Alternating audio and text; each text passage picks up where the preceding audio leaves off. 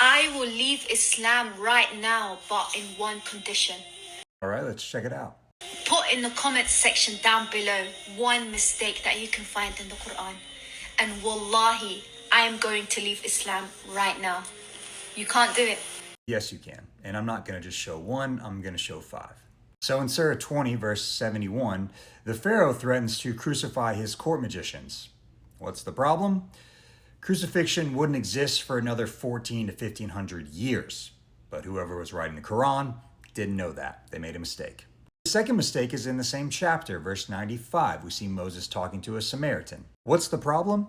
The Samaritan people group didn't come until hundreds and hundreds of years after Moses, in the 600 to 400 BC range.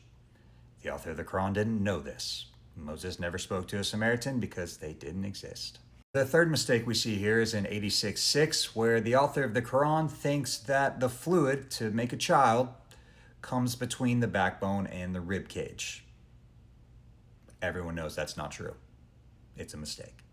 The fourth and fifth mistakes are actually in the same story. One is the story itself, which I'll get to, but within the story, chapter 18, verse 86, the Quran says that the sun sets in a spring of murky water. That is a mistake. The story itself in Surah 18 is actually about Alexander the Great. He's called the Dul Qarnayn, or the two-horned one. As you can see in this depiction of him, you can see one of his horns. There would have been one on each side of his head. So the story in Surah 18 actually copies this 6th to 7th century Syriac Christian apocalyptic work about Alexander the Great. You can look it up. It's called The Romance of Alexander the Great. You can go read the specific part of the story where he travels to the end of the earth, right, finding the setting sun, and he battles Gog and Magog, and he helps like build this gate and whatnot. You can read that story, and then you can read Surah 18 and see clearly that whoever was writing the Quran didn't understand that this was a made-up story about Alexander the Great way later, and they put it in the Quran, even though it's completely made up.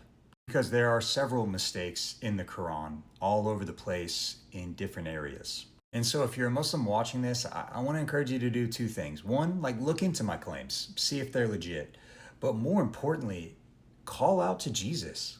Ask him to show you who he really is. Is he the Jesus of the Quran who's just a man who was a prophet?